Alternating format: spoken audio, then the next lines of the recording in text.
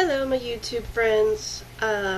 Just so we get it out of the way, yes, I have a band-aid on my nose. I popped a whitehead on it yesterday, and it is not pretty, and I have basically like this big red spot on my face, and if I didn't have a band-aid on it, you'd notice it a mile away. So I'm just gonna, I have some more of my Barbie customs I'm going to share with you. Today has just been a really bad day for me with my back spasm and the headache that has just like not gone away at all whatsoever. So I really just had to wait until I had to put my little one to bed in order for me to begin to function like a human being. So without further ado, my two dolls are customs because of their outfits that I have customized for them. So the first one, I have a Teresa doll, and I customized her to look like a winter queen. Some of you may recognize this dress as the 1998 Sleeping Beauty Barbie dress, and its rosette came off. So I took a snowflake from the snowflake garland and everything, and I did have it glued on there, but that popped off, and so now I found my super glue. I'm going to glue that back on, but it's a little plastic snowflake with an actual my birthstone, December, the blue topaz, there we go, with the blue topaz earring that it either broke or I cut it off or something, and glued that onto there. So the dress is removable, and I want to actually go into details on the dress itself, as well as the few things that I did on her. You notice these little sleeves, I made them. They are removable, they just slide up and down. And it's just some little sheer fabric. I didn't even fix the seams, so they're fraying. And I just wrapped it around some material and sewed it in place. With her, her body type is like the bicycle or gymnast kind of doll. So with her flat feet, she's able to stand without shoes. And I took her hair, and you can see the two strands, and all I did was I took the ones on either side, and I just did some wire wrapping and kind of pinched it off, like how Jasmine's hair has that, that long sectioned off ponytail without it being a braid or anything. That's pretty much what that is. I took some actual pins, like, pin cushion pins, and I painted with this really nice marbly blue nail polish I had. I painted two of them blue and I had one white, and I pushed them into her head to make like this tiara, and then I took that little bead chain thing and just put it around her head, and then at the end of it I just affixed it with some more wire because I think it like broke off or something, and I just pulled back her bangs kind of like how my hair is, so it's all back and away from her face. I took some of the nail polish and I painted her eyeshadow. You can see the blue and a little bit of the white, and then of course white on her lips.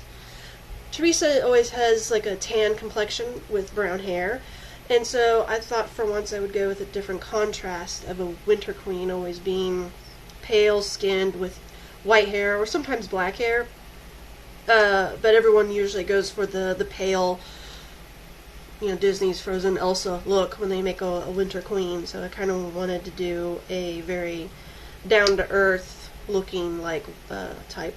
I also painted her fingernails with the nail polish, and then made her a ring, looks like a giant pearl. So with the Sleeping Beauty dress, I sewed 3 beads across the top, little blue ones, and then this cross-hatching pattern here with the little diamond pattern, I decided to sew on more little glass beads. There's blue and there's clear. So you can see that it's like every other diamond. I sewed on the blue until there was no longer any more in a straight line, but I went all the way up with the clear ones. So the clear ones are all the way here, and then the blue ones start midway down. And then I just took an ink pen of mine, and then I kind of just drew in the seam line of her chest. I don't know, I just wanted it more defined. I was thinking I was going to do like some ribbon in the center, but I didn't, and then I had the snowflake, and that has always been attached, but because these dolls have been in a tub for a few years, it popped off. But anyway, so not really a lot of customization, but some nice little differences done. My second doll is an Esmeralda. She has the same type of body that the Teresa has, with the flat feet and the joints. I picked her up in a secondhand store, but she still had her Esmeralda dress on with the sash. So I still have the dress. I like to put that on other dolls. This is, there's actually two dresses on her right now. The underdress, it's kind of like a slip, that's where these puffy sleeves come from. So let me just lift this up. You can see here it's silky, but it's very thin, and you know, it's really nice, but wearing it just as a dress, it seemed kind of lacking. It always seemed like it should belong as an underdress. So this dress was handmade, not by me, and I was told it was actually made from material from a wedding dress, and it was either given to me or I bought it at like some sort of artist bazaar kind of thing. I don't remember. But there's a lot of beautiful embroidery. It also comes with its own tulle underskirt. So this dress has always been like a wedding dress for my dolls. And I sewed it in place onto the other dress and onto her. So she's like this now, it won't come off. These are real earrings of mine that I put in her head and glued them in. And this ribbon is actually one of a set, and I've had them forever. When I was a little kid and I went to the Renaissance Fair, they were attached to my bodice. I remember they were on either side, and I don't remember what happened to the other one, but at least I know where this one is. And then I took a really small beaded bracelet, and I sewed it on either side of that Velcro stitch and brought it up into the center, because as bride you have something borrowed and something blue. And then I took another pair of earrings, and I don't know what I was really thinking here, but I sewed them onto either side, and so they just kind of hang off like these crystals. And then I glued a jewel there into the center, which also, if you take a look at the bodice, you can see more embroidery work, but this, you know, big beautiful blue flowery ribbon, it means a lot to me. So I wanted it on a doll that, you know, would mean a lot to me. I made a bride. And then I glued a little fake jewel to her hand and painted her nails. For her hair, I brought just the top of it into a small ponytail. And then I had this little, you know, decorative little thing. I don't even really know what to call it, but it's just a little string of pearls, and it was in that shape, and I think maybe like it had like a flower or something.